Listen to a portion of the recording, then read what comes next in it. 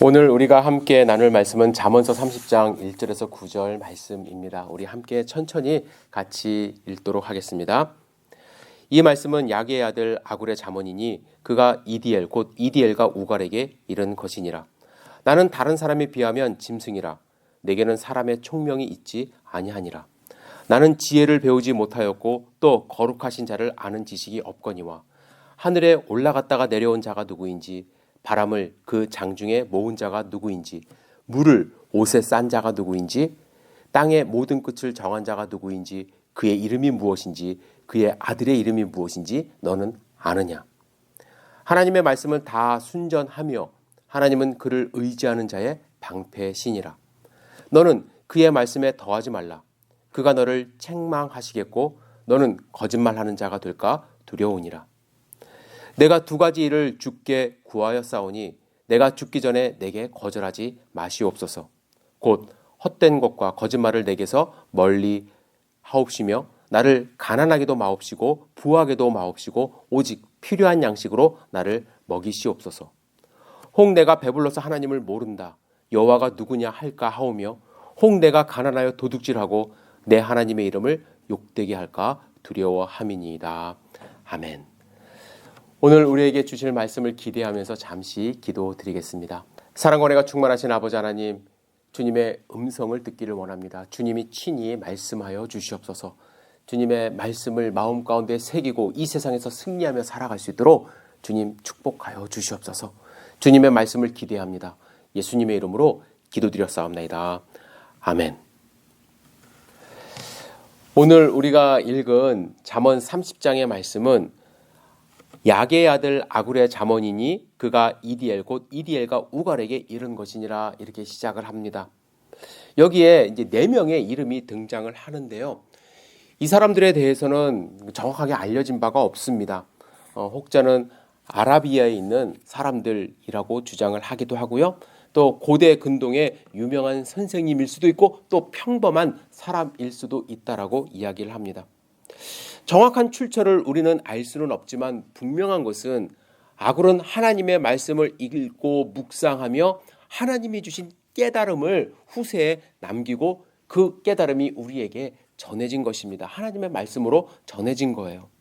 그래서 저는 오늘 본문을 통해서 이 아굴이 깨달은 것은 무엇인지, 그리고 왜 아굴은 그렇게 말하고 있는지, 또 아굴이 왜 그렇게 기도를 하고 있는지 함께 배워보도록 하겠습니다. 첫 번째, 아굴이 깨달은 것은 스스로 지식이 없음을 깨달았다고 이야기를 합니다. 여러분, 스스로 지식이 없다, 지혜가 없다라고 말하는 두 종류가 있습니다. 정말로 지식 없는 사람, 정말로 지혜 없는 사람이 이제 그렇게 이야기하기도 하고요. 또 반대로 알면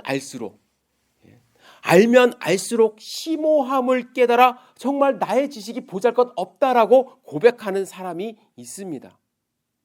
예를 들면요, 우주에 대해서 관심이 있는 분들은 우주의 신비로움을 알면 알수록 참 인간이 무지하다 이렇게 이야기를 합니다. 반면에 이 눈에 보이는 것이 다다라고 생각하는 분들은 뭐 별거 있어 라고 이야기하면서 자신의 무지함을 깨닫지 못합니다. 여러분, 우주가 얼마나 광대한지 아십니까? 관측 가능한 이 우주에는 1700억 개 이상의 운하가 있다고, 갤럭시가 있다고 추정합니다. 그리고 각각의 은하에는 1000만 개에서 최대 100조 개의 별들로 이제 운하가 형성이 된다고 하고요. 하지만 다른 은하는 이 우리가 살고 있는 이 은하계로부터 수백만 년 혹은 수십억 광년이 떨어져 있기 때문에 맨눈으로는 절대로 볼 수가 없습니다. 우리 눈으로 볼 수 있는 별들, 우리 은하계에 속해 있는 별들 몇 개 정도 될까요? 1000광년 정도 떨어진 별들이 이제 대부분인데요. 우리 아무것도 망원경 사용 안 하고 이제 볼 수 있는 것이 약 2,500개 정도는 눈으로 볼 수 있다고 합니다. 그런데 이제 쌍안경을 사용을 하면은 5,800개에서 이제 8,000개까지 볼 수 있다고 하고요. 그런데 천문학자들은요, 우리 은하계 안에만 1,000에서 4,000억 개의 별이 있다고 추정을 하죠. 또 한 부류는 어떤 분들은요 1조 개가 될 수 있다고 이제 이야기를 합니다.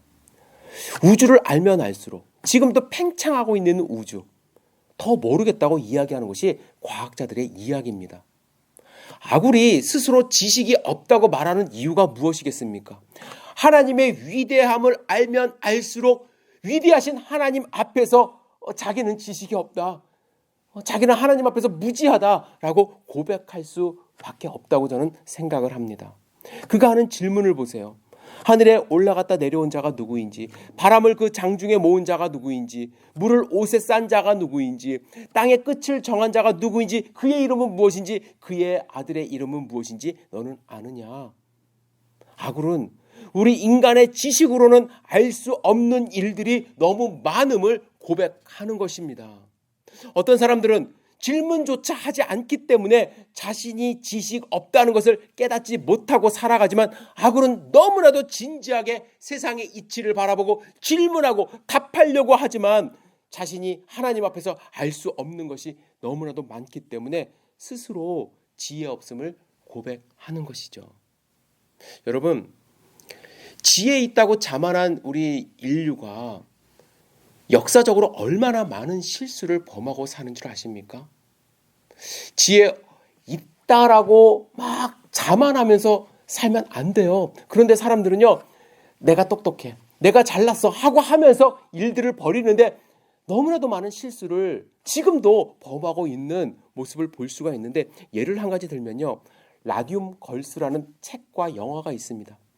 라듐은 여러분들이 아시는 것처럼 퀴리 부인이 발견한 물질이죠. 근데 방사능 물질이에요. 아주 무서운 물질입니다. 반감기가 1600년에 이르고요. 여러분들이 아시는 우라늄보다도 300만 배 이상의 방사능을 가진 그러한 물질입니다. 그런데 이 라듐이 처음 발견되었을 때 어떻게 사용된 줄 아십니까?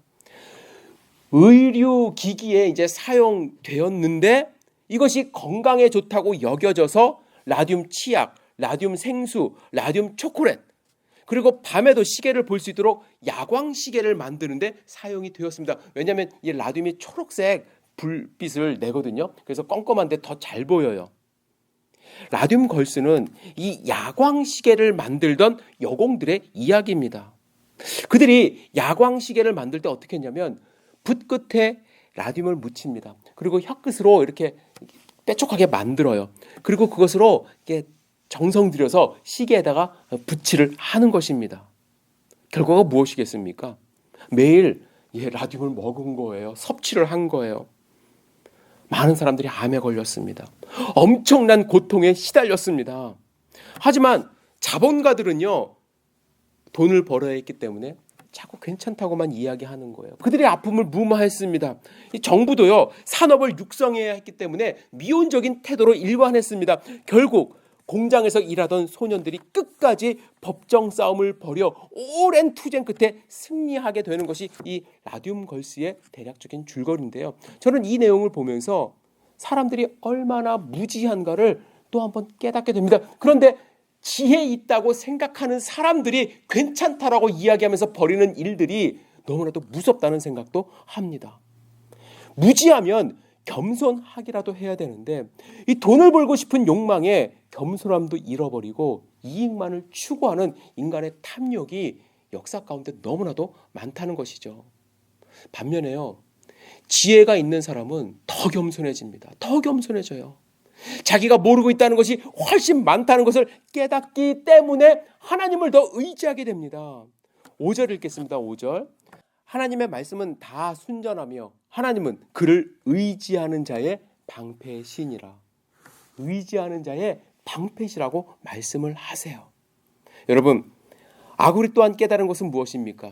하나님의 말씀이 순전하다는 거예요. 내가 무식하고 지혜 없지만 하나님의 말씀은 순전하다는 것을 깨달았어요.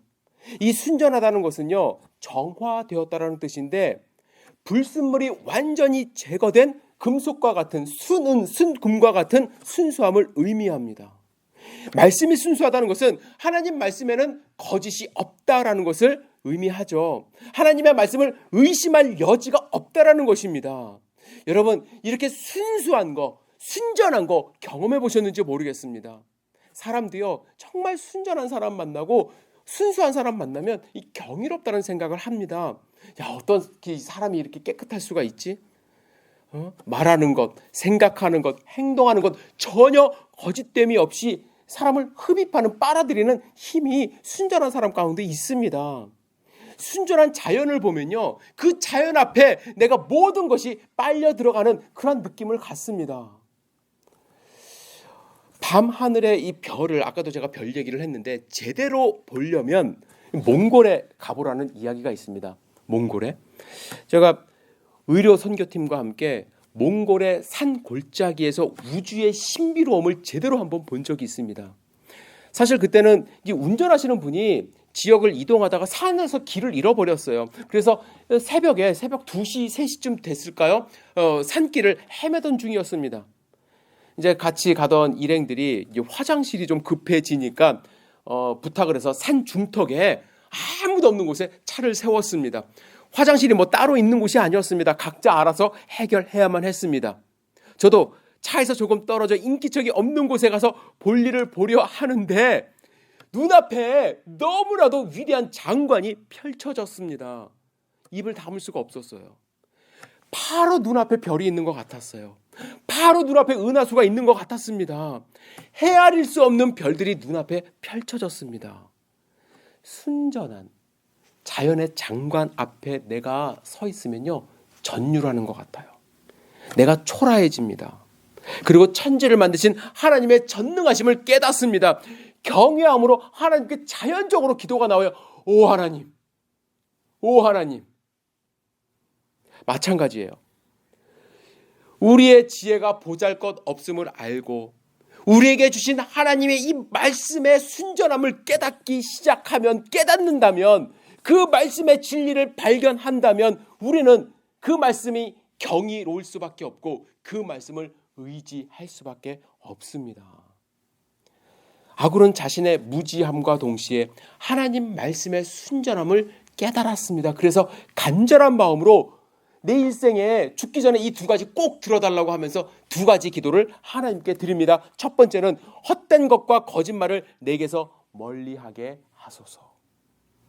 아굴은 헛된 것과 거짓말이 하나님 앞에 얼마나 무의미한지 알게 된 거예요. 그리고 그분의 백성이 그분 앞에서 헛된 말과 거짓말을 하면 그 모습을 보시는 하나님의 마음이 어떠한지를 생각한 거예요. 그래서 절대로 헛된 것, 거짓말 하지 않도록 주님 인도해 주시옵소서. 하나님 실망시켜드리지 않고 정말 하나님의 백성으로서 살고 싶은 마음으로 이 기도를 드린 것입니다. 여러분은 하나님을 실망시켜드리지 않고자 하는 이 아굴의 마음, 이 아굴의 심정을 이해하십니까? 하나님을 경험한 사람들은요, 그 마음을 이해할 수 있어야 됩니다. 리차드 휘플러라는 분이 쓴 책이 있습니다. 아침이 밝을 것인가 라는 책인데요. 여기에 한 예화가 나옵니다. 할아버지 농장을 방문한 이제 남매에 관련된 이야기예요. 오빠 이름은 좌니입니다. 그런 농장에 방문하자마자 할아버지께 선물을 받았습니다. 새총을 하나 받았어요. 그래서 이 새총으로 열심히 연습을 합니다. 조그만 돌로 나무도 맞춰보고 깡통도 맞춰보고 돌도 맞춰보고 열심히 연습을 해서 솜씨가 하루하루 늘어났습니다. 나아졌습니다. 그런데 어느 날 이 곡간에 들어갔을 때 할머님이 정말로 아끼는 오리를 발견했습니다. 오리를 보자마자 갑작스러운 충동에 휩싸였습니다. 내가 이 새총으로 한번 저 오리를 맞춰버리라. 그리고 설마 하고 오리를 겨냥해서 새총을 쏘았는데 덜컥 한 방에 오리가 맞아 죽어버린 거예요. 좌니는 겁이 덜컥 났죠.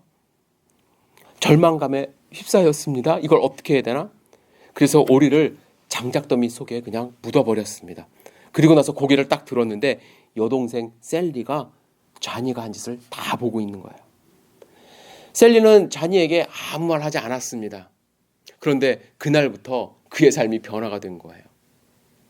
점심을 먹고 나서 할머니가 셀리야 우리 접시 좀 같이 닦을래? 라고 말씀하십니다. 그러자 셀리가 뭐라고 얘기하냐면 할머니 오빠가 부엌일 돕고 싶다고 그러네요.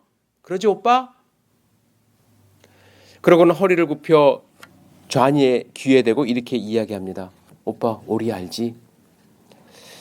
자니는 아무 말 없이 접시를 닦았습니다. 또 하루는 할아버지께서 낚시를 가는데 이제 데려가신다고 말씀을 합니다. 그런데 할머니께서 말씀하시기를 어쩜 좋지 셀리? 할머니하고 같이 이제 저녁 같이 만드는 거 셀리는 좀 도와줄래? 라고 이야기를 합니다. 그때 셀리는 웃으면서 이야기합니다. 할머니 걱정하지 마세요. 오빠가 할머니 도와드린대요. 그리고는 또 이렇게 속삭입니다. 오빠 오리 알지? 자니는 셀리가 할아버지와 함께 낚시 가는 동안 집에서 이제 할머니 도와서 음식을 만들었습니다. 며칠 동안 자니는 셀리의 종이 된 듯한 느낌을 받았습니다. 셀리가 해야 할 일까지도 다 해야만 했습니다. 며칠은 버틸 수 있었지만 이 여름방학 내내 이런 삶을 살면서 다 망칠 수 없다는 생각을 했습니다. 그래서 그는 할머니에게 오리에 관한 고백을 하기로 결심했습니다. 큰 결심한 거예요.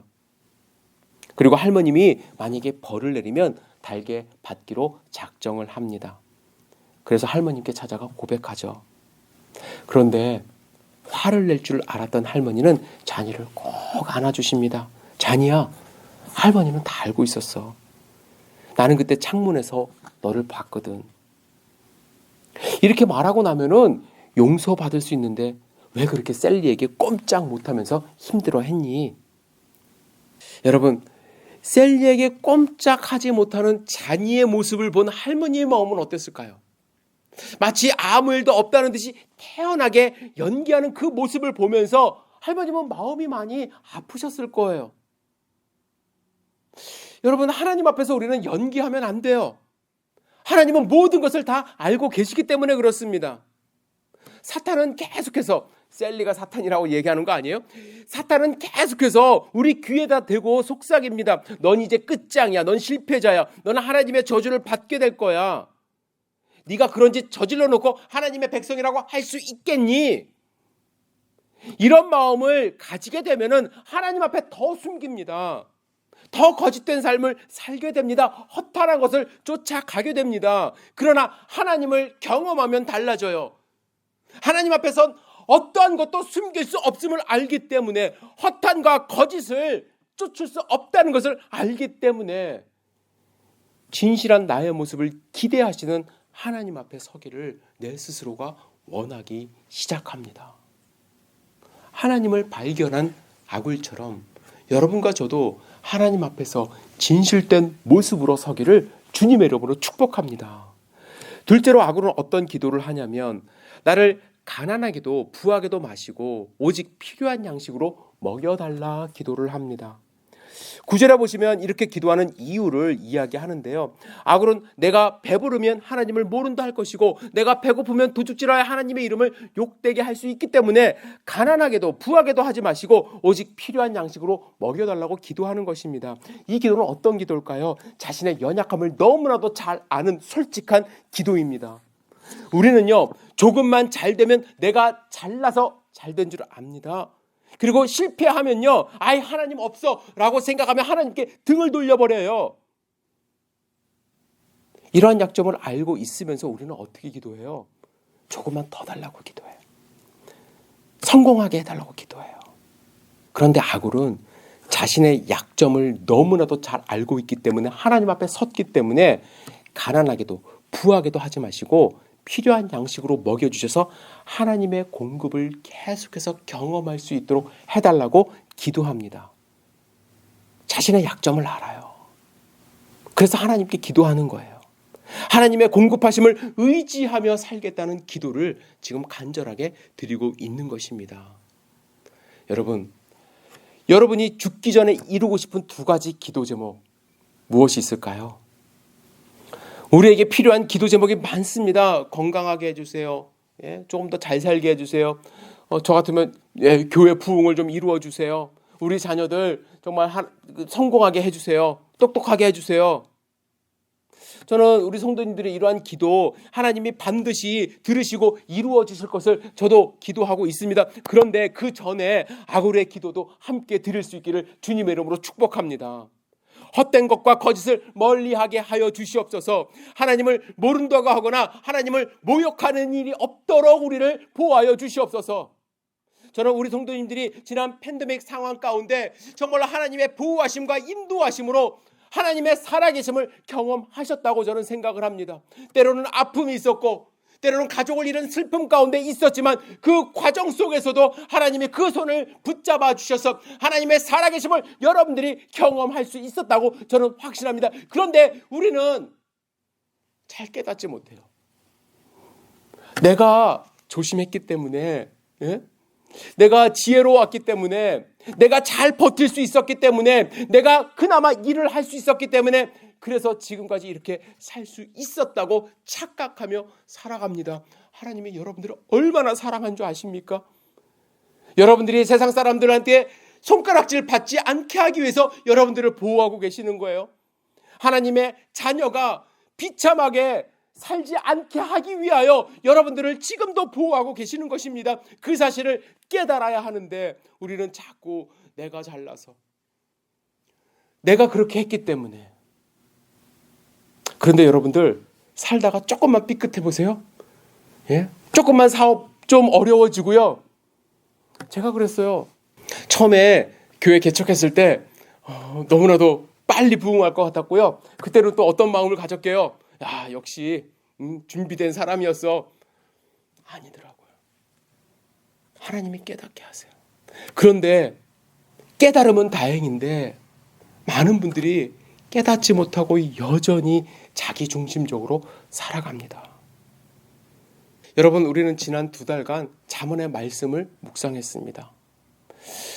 참 너무나도 많은 말씀이 있어요. 잠언 가운데는 한 절 한 절이 소중한 말씀인데 여러분들 꼭 기억하셔야 될 주제가 있습니다. 나는 누구인가?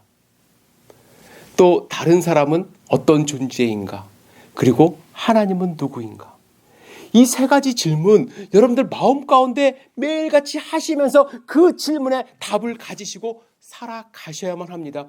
그래야 교만하지 않고 겸손함으로 하나님의 백성으로 승리하는 삶을 살 수가 있는 것입니다. 하나님이 부르시는 그날까지 여러분들 삶 가운데 하나님이 동행하시고 하나님 손을 굳게 붙잡으시고 하나님이 함께 하신다는 확신을 가지고 행복하게 승리하며 살아가시기를 주님의 이름으로 축복합니다. 기도하시겠습니다. 전능하신 주님, 잠언의 말씀을 읽으면 읽을수록 하나님의 위대하심을 깨닫게 되고 내 자신의 정말 무지함을 고백할 수밖에 없습니다. 우리는 무지하고 연약합니다. 그러나 전능하신 하나님을 의지함으로 힘을 얻고 승리할 수 있도록 축복하여 주시옵소서.